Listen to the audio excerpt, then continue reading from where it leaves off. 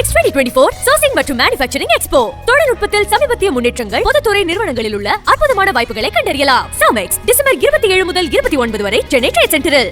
Jamaica நாட்டில் super மார்க்கெட்டில் கொள்ளையர்கள் நடத்திய திடீர் துப்பாக்கிச் சூட்டில் நெல்லை மாவட்டத்தைச் சேர்ந்த விக்னேஷ் என்பவர் மரணமடைந்த சம்பவம் சோகத்தை ஏற்படுத்தியுள்ளது.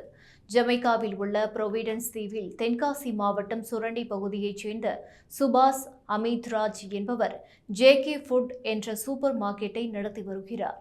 இந்த சூப்பர் மார்க்கெட்டில் நெல்லை மாவட்டத்தைச் சேர்ந்த விக்னேஷ், சுந்தரபாண்டி, சுடலைமணி, ராஜாமணி ஆகியோர் பணியாற்றி வந்தனர். நேற்று முன்தினம் வழக்கம் போல சூப்பர் மார்க்கெட் இயங்கிக் கொண்டிருந்த போது திடீரென உள்ளே வந்த முகமூடி கொள்ளையர்கள் துப்பாக்கியால் சுட ஆரம்பித்தனர். இதில் 2 பேர் காயமடைந்த நிலையில் விக்னேஷ் சம்பவ இடத்திலேயே பலியானார்.